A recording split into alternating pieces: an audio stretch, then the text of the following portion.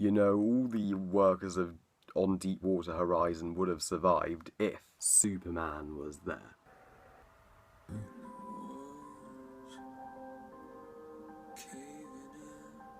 Deepwater Horizon, directed by Peter Berg, director of Lone Survivor, and tells the real-life story of the tragedy of Deepwater Horizon, which was the biggest US oil ring disaster in history, which occurred in 2010. I do remember it very well. It was devastating news, and this time it's told through the perspective of Mark Wahlberg and his struggle for survival with his workmates.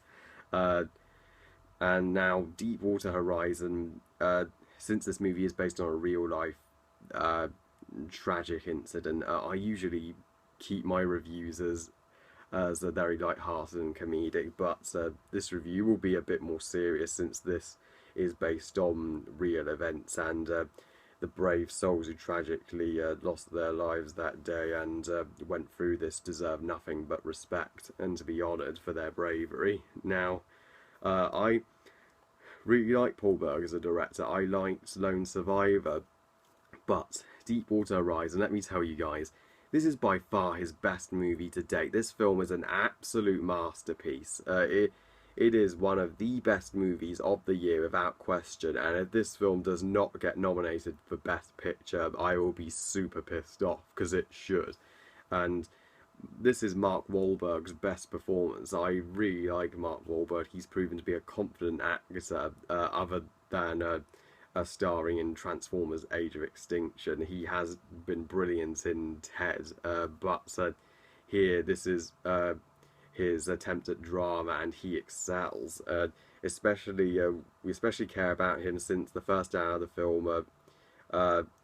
He spends a lot of time with his wife, played by Kate Hudson, who was also great in this movie, and their daughter, which really gave plenty of development to him and plenty of time with his loving family, and which, when the tragedy occurred, made you all the more root for him to survive and get out of there and get back to them. Like the crew. The crew had a great friendship with each other. They were working to do their job to keep everyone safe, which makes you all the more salute them, like I said, when the tragedy does occur. And John Malkovich plays the boss of the oil rig on Deepwater Horizon, and God, now John Malkovich is an amazing actor, but this character was an absolute dick. He's the dickiest dick I have ever seen.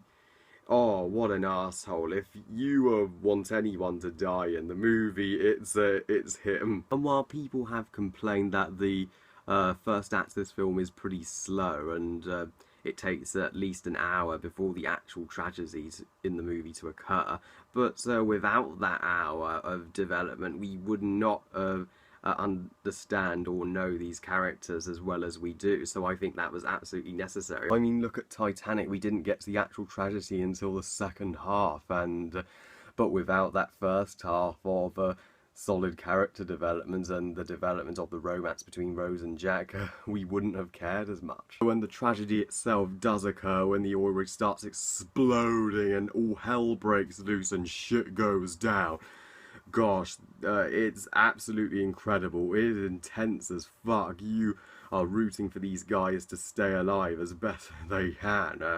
Especially for Mark Wahlberg's character. You're like, your wife and daughter need you. Please get back. And thankfully, the tragedy isn't played for laughs. Thankfully, Paul Berg treats this like a real situation, like it was, and makes you feel how horrible it must have been for those men to have been on that oil rig that day. And so yeah, the tragedy itself and the crew trying to survive is by far the most electrifying part of this movie. So guys, Deepwater Horizon absolutely blew me away. Just go and see it. If you see a movie this October, let it be this one. This deserves all the praise from the Academy at Oscar season next year. I give Deepwater Horizon 5 stars out of 5. Is it a perfect movie? Yes. Most intense survival movie since Titanic? Absolutely. Well, I love you guys. Thank you all for watching. And what did you think of Deepwater Horizon? Please comment, let me know. Please like this video and subscribe. Please follow me on Twitter and on Google+. And I'll see you all next time. Bye, guys.